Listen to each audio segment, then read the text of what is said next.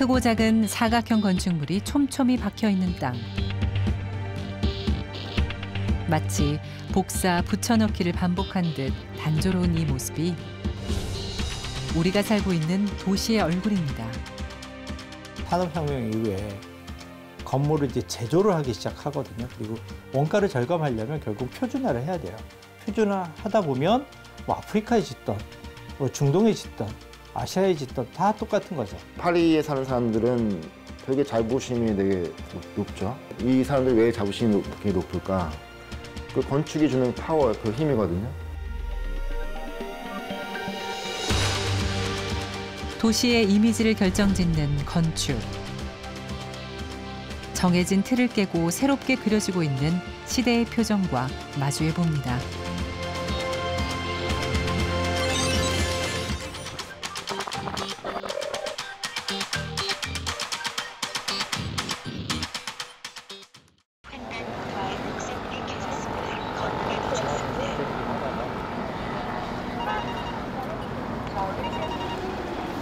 일 초, 2초, 3초.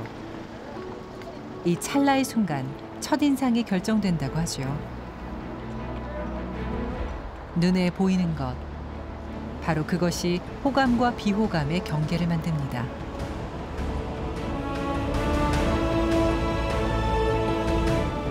건축물도 예외는 아닌데요. 평범한 빌딩 숲 사이, 한 마리의 용이 거대한 암석을 휘감은 듯 존재감 넘치는 외형이 시선을 압도합니다.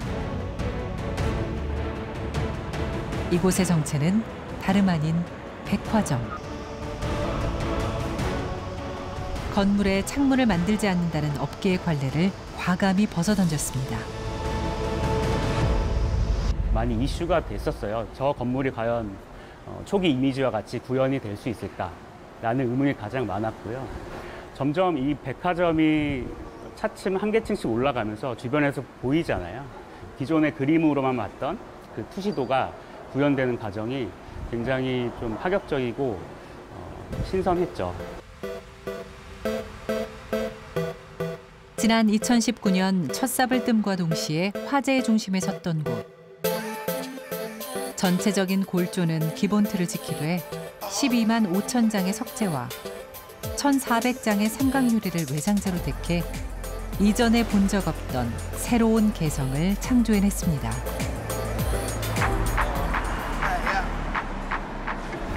독특한 첫인상, 그 호기심은 발길을 안으로 유도합니다.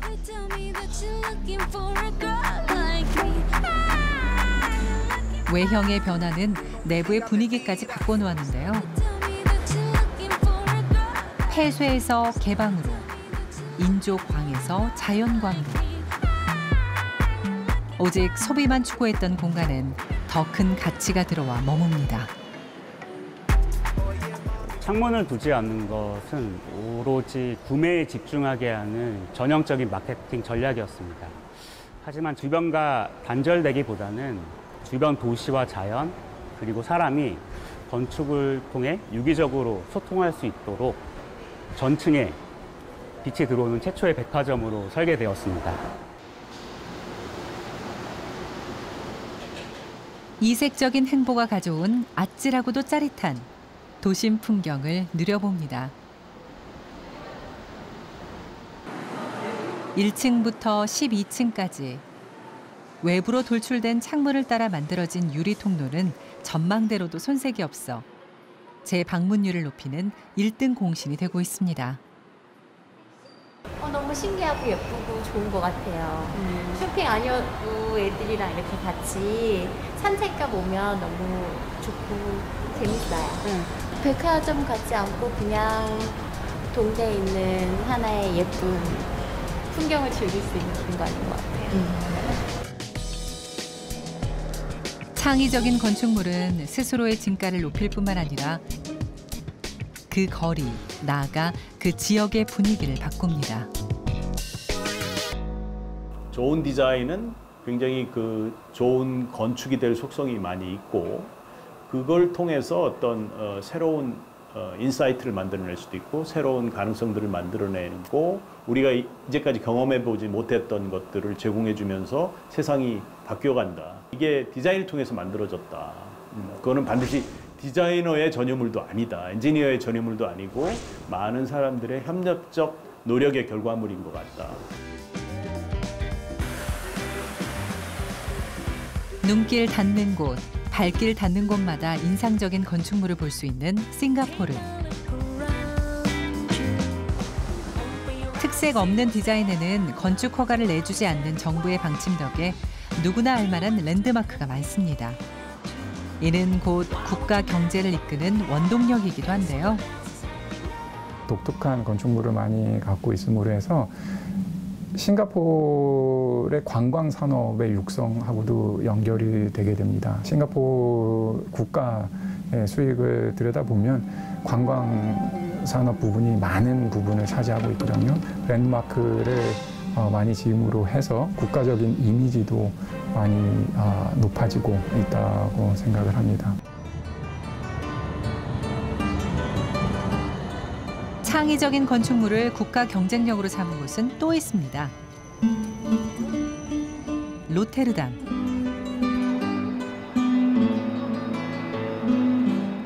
수백 년의 시간을 버텨온 옛 건축물부터 자연 친화적이고 실험적인 현대 건축물까지 세계대전으로 폐허가 됐던 땅 위에 삶의 터전을 다시 세우고자 했던 사람들의 열망이 만든 시대의 자화상들이 가득한 곳이죠. And over the years, every decade, architects change their opinion a little bit. But they contribute to the next, say, ideas of ideal cities. And that's what you can see in this landscape, I call it. Every building comes from a certain period and adds something in the collection of, and they comment each other. 장대한 건축물 사이 단숨에 시선을 빼앗는 곳. 38개의 정사각형이 서로 엮인 채 기울어진 모양을 하고 있는 큐브 하우스입니다. 1984년 주거난 해소를 목적으로 지어진 오래된 주택단지임에도 디자인이 세련돼서 게스트하우스로 쓰이고 있죠. It's quite interesting to visiting this kind of house because it's different than usual house. And yeah, it's particular.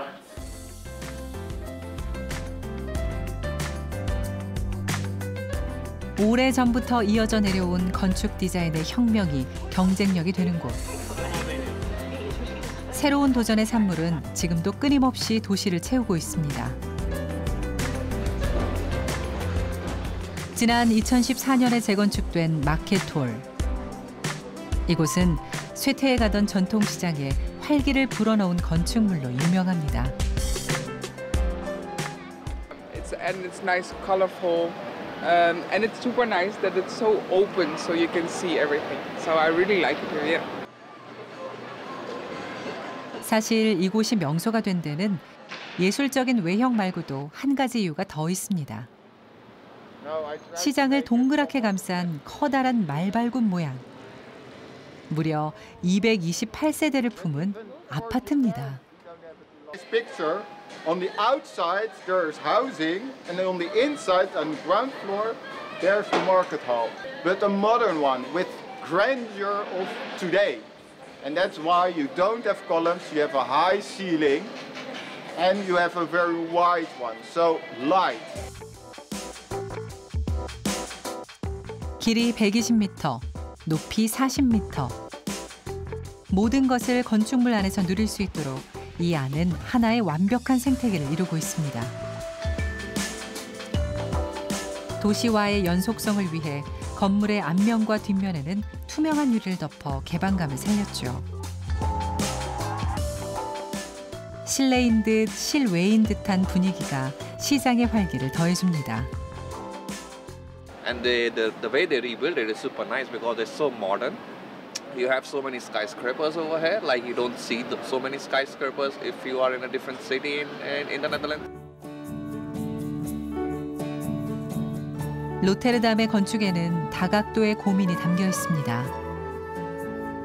We need sometimes this kind of remarkable buildings to point us as users, as citizens, on what a city can be and what it should be, and hopes to inspire, therefore, the next generations in a way. 아마 400년쯤 후에 20세기, 21세기를 보아야 한다면 어디로 갈래? 라고 하면 네덜란드가 될 것 같아요. 자기 시대에 충실하게 한 거죠. 그러면 자기 시대에 충실하다는 말은 자기 시대에서 최고의 것을 내놔야 되거든요. 근데 우리는 우리 시대의 최고의 것을 내고 있느냐? 아니죠. 우리 시대에서 가장 경제적이고 합리적인 것을 내놓고 있는 중이에요. 그랬더니 사람들이 재미없다고 하는 거죠.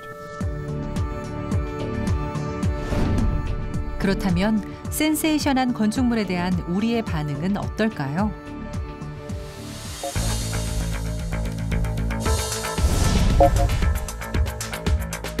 DDP는 건립 초기부터 논란이 많았던 건축물 중 하나입니다. 동대문 DDP 같은 경우는 제가 20년 전에 반대했던 사람이에요. 왜냐하면 한국 스포츠의 어떻게 보면 태동이었거든요. 이 자체가 되게 의미가 있는 거죠. 그런 가치들이 훼손되는 거에 대해서는 굉장히 반대를 했었는데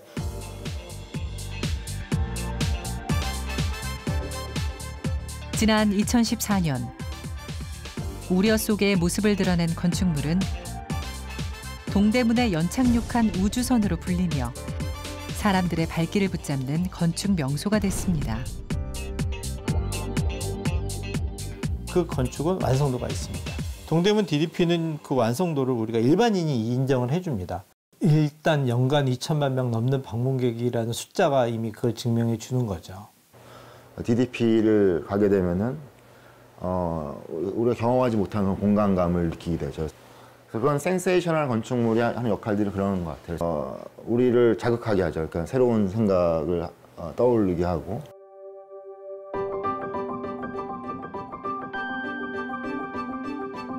사람들의 감성을 자극하는 좋은 디자인이란 과연 어떤 걸까요?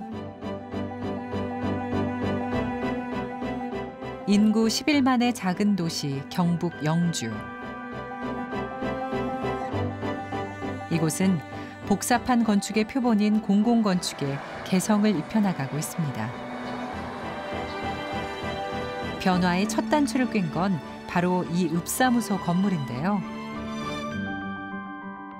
공공건축이라는 게 사실은 중앙부처에서 만들어진 어떤 사업에 급급히 맞추는 거죠. 그 조건을 맞추기 근데 급급했다면 영주시는 공간의 구조, 공간 환경이라고 할 수 있는 그 부분을 더 중점적으로 더 디자인해가고 관리하려고 지금 생각하고 있고요.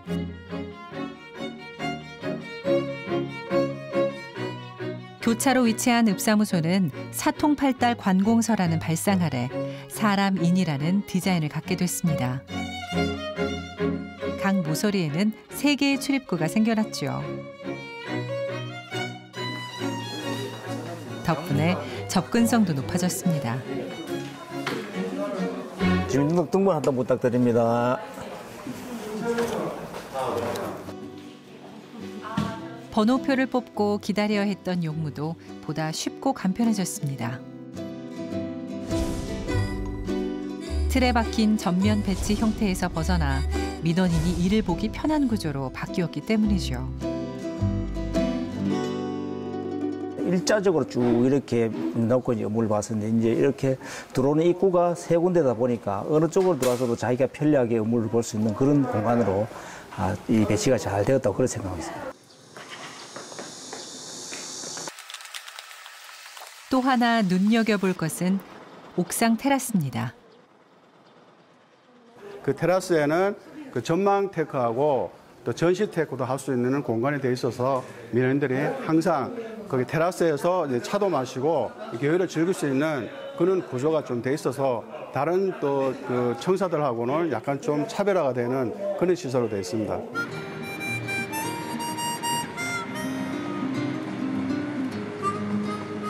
중앙선과 영동선, 북영주선이 교차하는 도시. 철도 교통의 요지는 본의 아니게 고립된 섬을 낳기도 했습니다.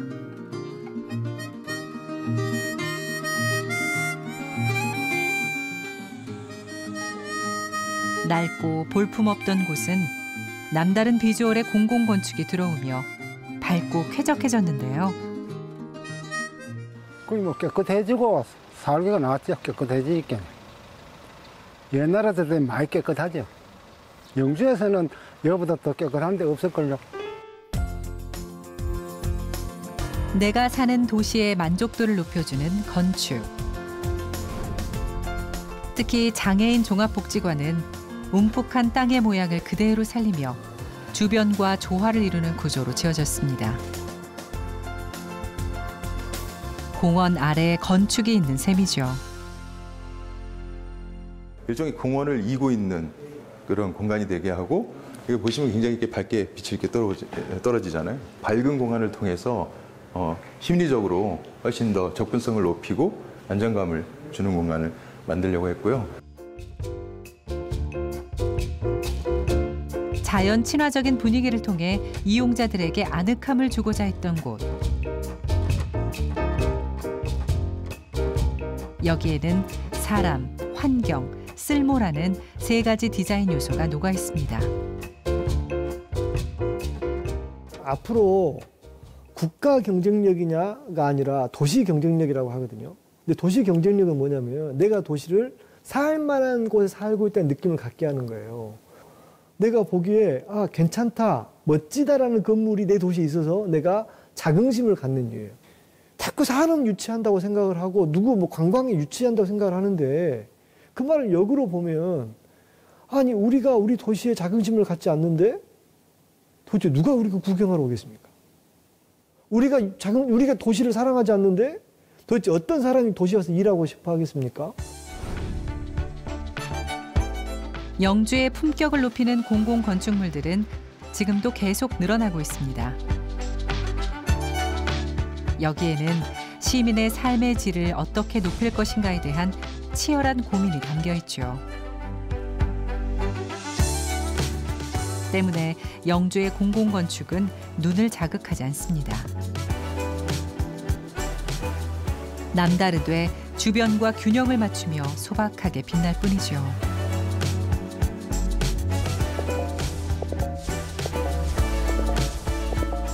이렇게 완성될 수 있었던 데는 정책적인 뒷받침이 컸습니다.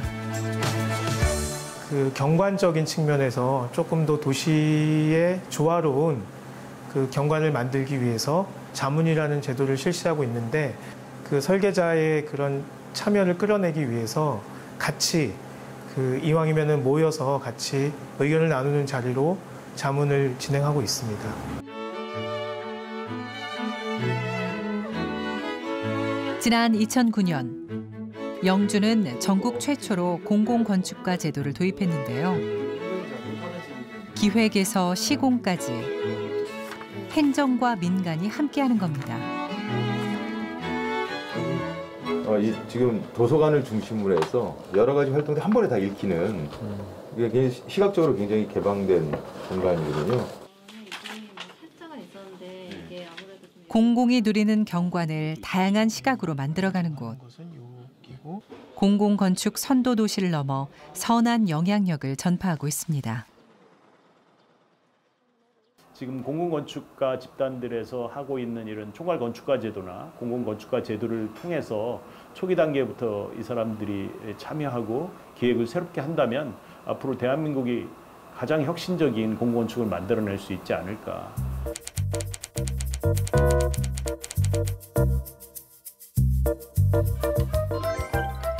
병원은 흰색, 경찰서는 파란색, 119 소방서는 당연히 빨간색이죠.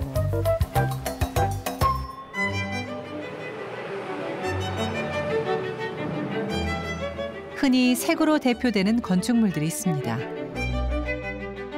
그렇다면 이곳은 어떤 공간일까요? 건물이 좀 독특하고 특이해가지고 진짜 갤러리 형식 뭐 이런 느낌? 아니면 카페나 그런 건물 같아요. 여튼 외관으로 봤을 때는. 회색빛 건축물의 정체는 바로 소방서입니다. 딱딱하고 평이한 모습에서 벗어나 도시와 연결된 듯한 느낌을 주기 위해 수평 구조로 설계됐죠. 외형의 모습은 소방용 사다리 차에서 따왔습니다.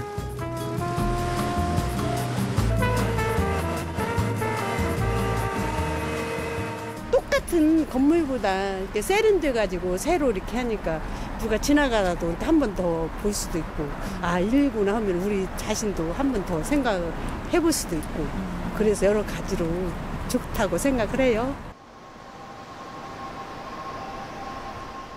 달라진 건축. 이곳의 주인이라고 할 수 있는 소방대원들은 디자인의 변화를 어떻게 생각할까요? 조금 노후된 건물에 출근하는 느낌이랑 좀 같은 회사여도 조금 더 세련되고 더 좋은 건물에 출근하는 느낌이 저도 틀리고 주변에서 보여지는 시선도 좀 틀리고 그래서 조금 더 자부심도 느껴지고 일하는 그 느낌도 좀 틀리고. 건축은 그저 뚝딱 세우는 게 다가 아닙니다. 그 공간 안에서 살아가는 이들이 보람과 자긍심을 느낄 수 있도록 만들어주는 것이죠. 건축 기획 과정에서 보다 섬세한 상상이 이루어져야 하는 이유기도 합니다.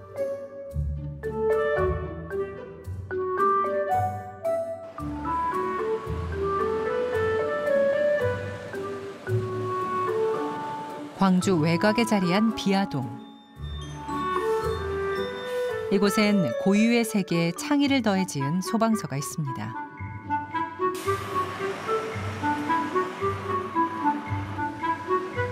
둥근 구멍이 뚫린 빨간 펀칭 메탈을 외장재로 사용해 존재감을 드러내고 있는 곳이죠. 외벽이 오렌지색으로 좀 화려하게 돼가지고 눈에 띄고 그래가지고 이 주변 지역 사람들은 여기를 어떤 장소를 얘기할 때 비아 소방서 얘기해가지고 이쪽에서 약속을 잡기도 하고 모이기도 하고 그러니까. 외부만큼이나 내부에도 많은 공을 들였는데요. 소방과 구조 활동이라는 본연의 목적에 충실할 수 있도록 효율적이고 합리적인 디자인으로 설계됐습니다.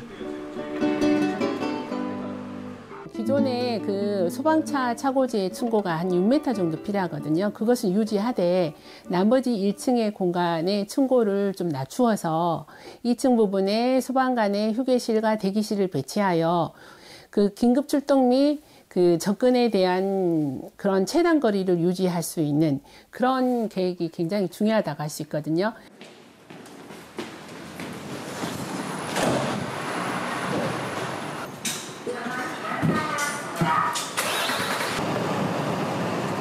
좋은 디자인이란 사용자에 대한 올바른 배려에서 시작되는 것일지도 모릅니다.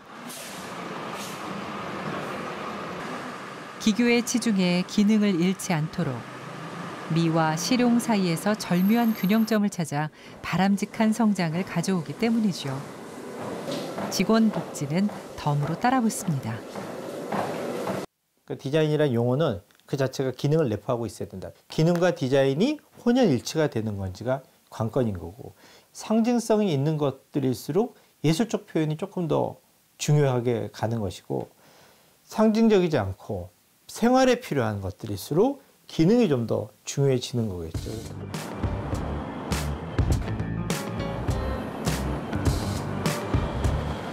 대한민국의 중심 서울. 이곳에서 미와 기능, 두 마리 토끼를 모두 잡은 건축을 찾아봅니다.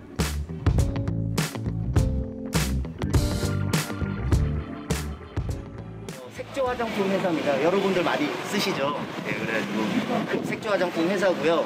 대지는 300평밖에 안 돼요. 생각보다 작아요. 그리고 층수는 14층이고요. 지상 14층이고 지하에 2층이 묻혀 있습니다. 이쪽에 보이시는 곳이 제한된 토지에서 최적의 건축물을 구현했다는 평가를 받는 곳. 그 진면목은 테라스에서 느낄 수 있습니다. 서울의 숲과 그다음에 남산, 그리고 왼쪽으로는 지금 보시면은 한강이 흐르고 있고요. 그다음에 오른쪽에는 북한산까지 이렇게 쫙 보이는 풍경들이. 여느 전망대 못지않은 일터. 부러움이 앞섭니다. 제가 일하고 있는 그 업무 환경과 너무 다른 또 좋은 이런 곳에 와 보니까 정말 이런 곳에 일하면 더 좋은 건축물을 지을 수 있겠다 하는 생각이 들고요. 지상 14층 규모로 지어진 건물. 심플한 화이트 톤과 지그재그 구조로 미적인 요소를 한껏 살렸습니다. 존재감은 뽐내되 시각적 공해가 되지 않기 위해 노력한 설계 철학이 배어 있죠. 그 외형에 대해서 저희가 이제 요청한 기준들은 있었죠. 전체적인 이미지가 미래지향적이고 혁신적인 느낌이 좀 나면 좋겠다. 그다음에 건물을 멋있게 져도 흉물이 될 수도 있잖아요. 그래서 이 앞에 서울숲이라고 하는 환경과 그다음에 이 뒷면에 성수동이라고 하는 이 지역이 갖는 특성하고 잘 어울려졌으면 좋겠다. 이런 부탁을 드렸죠. 직원들을 위해 채워넣은 기능적인 요소는 무엇일까요?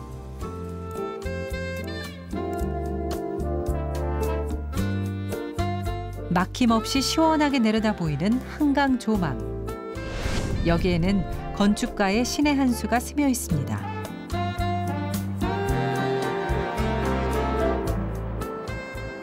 용적률이라는 개념이 있습니다. 그러니까 건물로 채울 수 있는 그 면적, 그게 이제 정해져 있는데 이제 법규상의 그 주차 면적은 지금 용적률에서 빠지게 돼 있습니다. 그래서 생각해낸 것이 주차를 지상 3, 4, 5, 6층으로 배치를 해서 그 주차 면적도 찾고 지하 1, 2층은 지금 사옥으로 사용하는 그런 이제 전략을 제가 썼고요. 정석대로 지었다면 10층 높이에 머무를 수밖에 없었던 곳. 주차 공간을 지상으로 올린 덕에 하늘과 한 뼘 더 가까워질 수 있었습니다. 모두에게 똑같이 주어지는 조건, 용적률. 한 끗 다른 셈법은 혁신을 만듭니다. 코로나 시대 이 테라스라는 그 장소는 일을 하면서 쉴 수 있는 공간도 되면서 자연을 실제로 접할 수 있는, 그래서 오피스뿐만 아니고 모든 건축물에 가능하면 테라스를 접목해서 우리가 도시의 풍경도 훨씬 더 풍요로워지고 삶의 수준을 높일 수 있는 그러한 그 건축적 장치로 우리가 계속 좀 개발해 나가야 되지 않을까 생각합니다.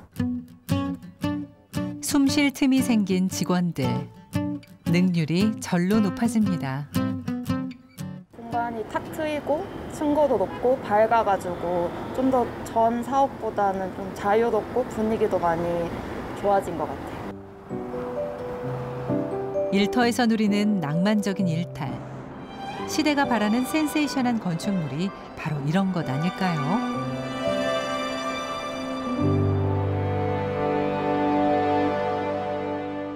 좋은 만년필 써본 적 있으세요? 좋은 카메라 써본 적 있으세요? 좋은 옷을 입어본 적 있으세요? 그건 본인 돈으로 하시는 거잖아요. 그런데 좋은 공간에 가본 적 있으세요? 좋은 건축물 앞에 서본 적 있으세요? 좋은 도서관에 있어 본 적 있으세요? 너무너무 멋진 일들이 생겨요. 공부도 훨씬 잘 될 것이고요. 사색도 훨씬 잘 될 거예요. 그 좋은 디자인이 있다는 뜻은 사람들이 내가 굉장히 좋은 곳에 살고 있다는 느낌을 주게 하는 거예요. 이것들은 놀랍게도 옆으로 퍼져나가요.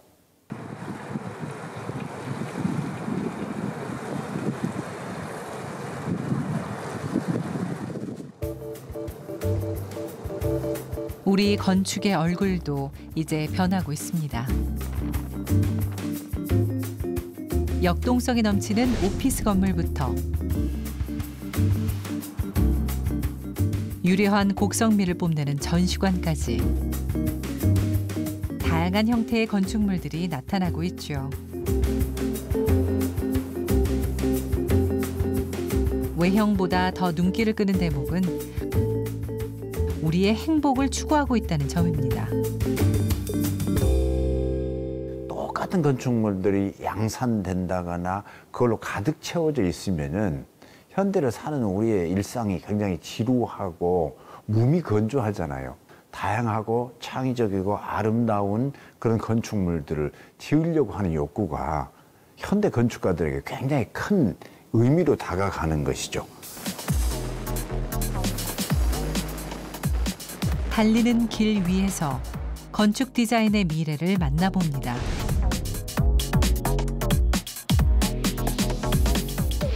흡사 우주 정거장과도 같은 곳. 왕복 8차선 고속도로 상공위에 지어진 휴게소입니다. 상하행선이 만나는 그 구조로 되어 있기 때문에 많은 고객분들이 여기서 만남의 장소로도 이용하셔서 다른 곳으로 같이 이동도 하시고 도시명 휴게소다 보니까 한 군데서 먹거리와 쇼핑과 모든 것을 한 번에 할 수 있도록 그렇게 구성이 되어 있습니다. 양방향에 있어야 할 휴게소를 하나로 합쳐 두 몫을 하기 때문이어서일까요? 거대한 내부 공간은 대형 쇼핑몰을 방불케 합니다. 넓고 트인 공간에는 자연광이 쏟아져 들어와 진정한 휴식을 선사하고 있죠. 가장 큰 특징은 천창이라고 할 수가 있는데요. 대규모 천창이 위에서부터 측면까지 곡선으로 하나의 공간으로 오픈되어 있어서 실내에서 느끼는 공간은 굉장히 외부에 있는 듯한 자연환경을 느낄 수 있습니다.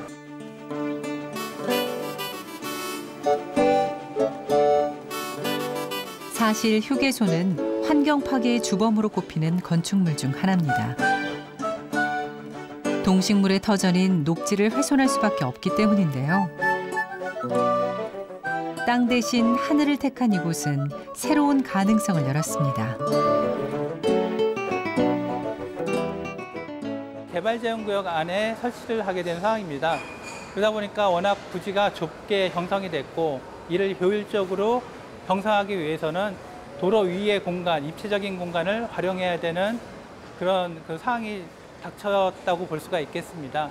저희가 워낙 부지가 협소한 나라다 보니까 입체적인 공간 계획이라든지 이런 부분이 많이 필요하고 교통 수요가 증가함에 따라서 기존 노선에도 추가적인 휴게소가 필요할 텐데 부지가 이제 작은 부분을 극복할 수 있는 좋은 사례가 될 수 있지 않나 생각합니다. 제약 속에서 창조된 공간은 단순히 쉬어가던 기능을 넘어 그 의미를 확장시키는 계기도 마련했습니다.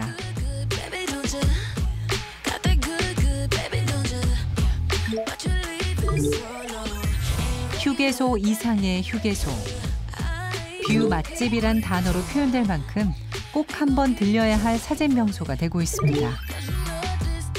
고속도로 휴게소의 양방향에서 접근하면서 어떤 새로운 영감들을 주고 거기서 또 휴게소를 그냥 쇼핑몰하고 결합시킨 형식이잖아요. 그런 것들을 만든다. 이런 것들이 지금까지 우리가 천편일률적으로 있던 도시를 새롭게 바꿔나가는 어떤 드라이버, 엔진 뭐 이런 역할을 하게 하는 것 같아요.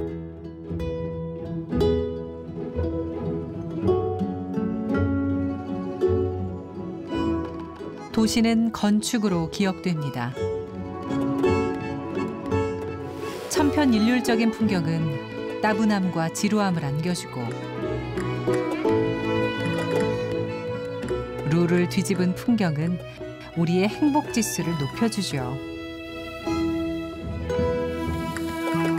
우리가 이 근대화를 겪어오는 과정에 권위주의 시대의 정권을 겪어왔단 말이에요. 그럼 그 정권 갖는 사람들은 특징 하나는 뭐냐면 튀면 죽는 거예요. 지금 세대한테는 튀면 죽는다가 아니라 다 튀려고 하죠. 시대가 바뀌었는데 아직 그 시대를 건축물이 따라가기는 당연히 건축은 늦고 비싼 것이고 무거운 것이기 때문에 시대를 따라가면 늦지만 그 시대는 앞으로 어쨌든 변화될 것이고 따라갈 것이다. 시드니 오페라 하우스 같은 경우를 예를 들면은 여러 논란도 있고 우여곡절도 있었지만 훼손되지 않고 지어졌어요. 그리고 나서 호주를 상징하는, 시드니를 상징하는 멋진 건축물이 된 거죠. 우리가 멋진 건축물, 좀 매력적인 건축물을 요구하는 사회가 됐으면 좋겠다. 그래서 좋은 요구가 나오면 사실은 거기에 호응하는 매력적인 건물을 만들어낼 수가 있습니다.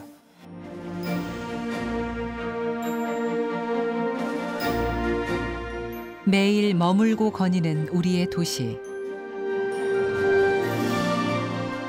사람들을 행복하게 하는 건축과 피곤하게 하는 건축은 디자인에서 나옵니다. 겉멋 가득한 시각적 자극이 아닌 땅과 환경, 사람들에게 맞는 고유의 색을 하나하나 입혀나갈 때 지금보다 성숙하고 매력적인 도시의 얼굴을 마주할 수 있지 않을까요?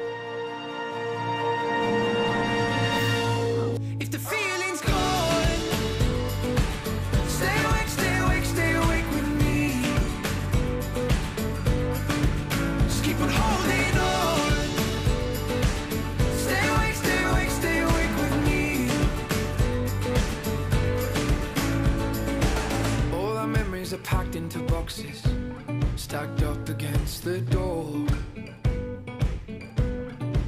'Cause they say the bigger the love, the harder